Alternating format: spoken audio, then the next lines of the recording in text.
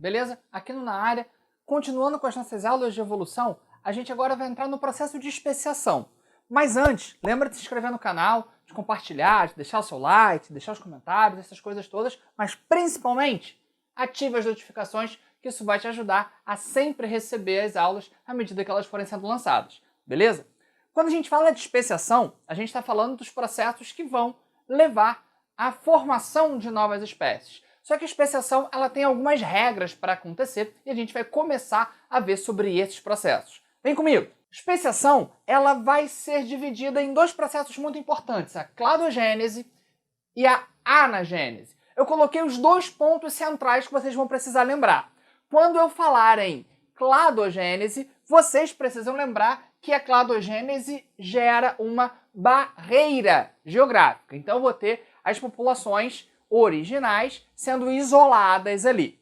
Já na anagênese eu tenho um processo dentro da população, um processo lento, gradual, que vai acontecer com o tempo. Então olha só, eu tenho aqui a minha população original, que eu chamei de A, então eu tenho a espécie A, acontece algum evento e a cladogênese acaba acontecendo. Algum evento, um tectonismo, o surgimento aí de uma montanha, surgimento de um rio, alguma coisa que isola a minha população em duas populações. Esse ponto aqui é muito importante, elas são partes da minha população original, então elas têm as mesmas características. Porém, como elas estão isoladas, as características que surgirem na população A não vão passar para a população A' e vice-versa. Como assim, Aquino? Lembra que os processos de mutação, recombinação e de seleção natural vão continuar acontecendo. Então, ao longo do tempo, essas duas populações que estão isoladas vão passar por diferentes processos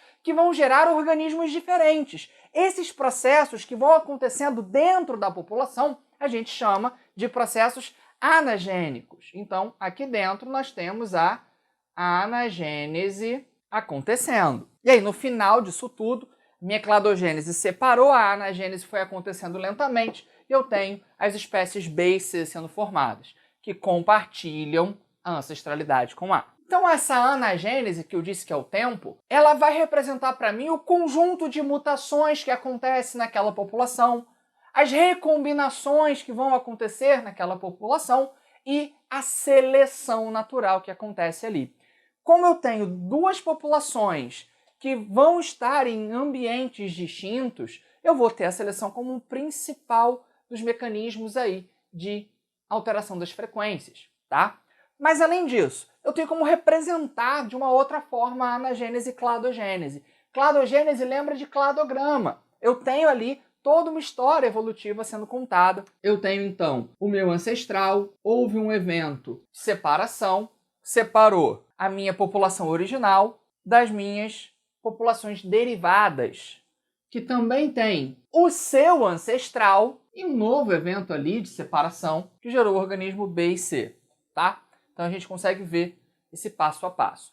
Já aqui dentro, eu tenho A dando origem a B. O que isso significa? Que A foi acumulando modificações ao longo do tempo para dar origem à espécie B. Mas não é o organismo que acumula, isso é um ponto muito importante. O tempo todo eu estou tratando de uma população, de um conjunto de organismos de uma mesma espécie.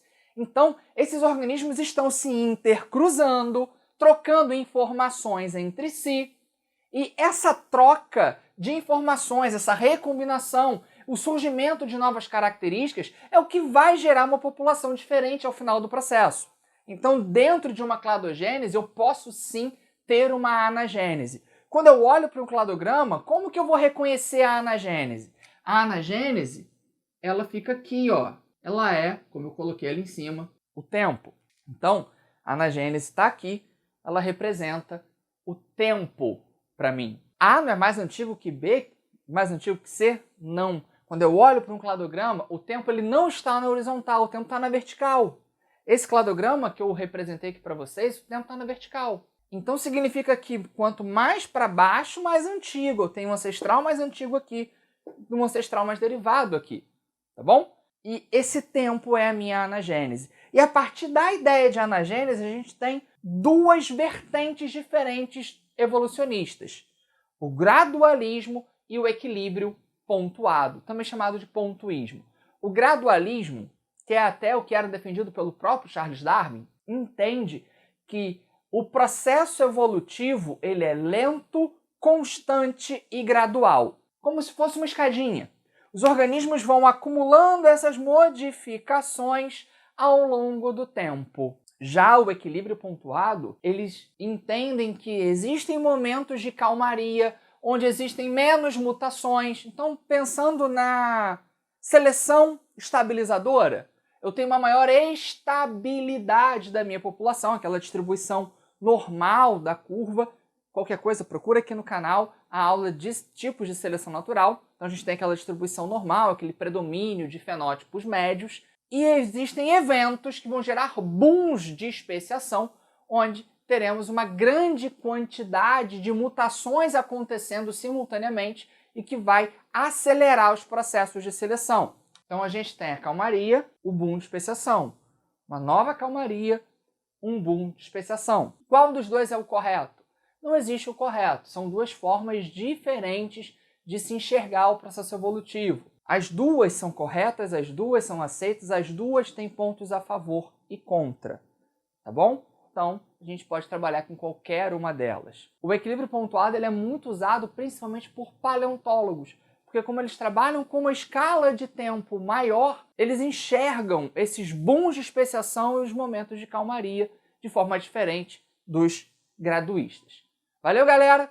A gente vai continuar falando de especiação aqui no canal, então lembra de se inscrever e de ativar as notificações. Valeu, bons estudos, compartilha esse vídeo, hein?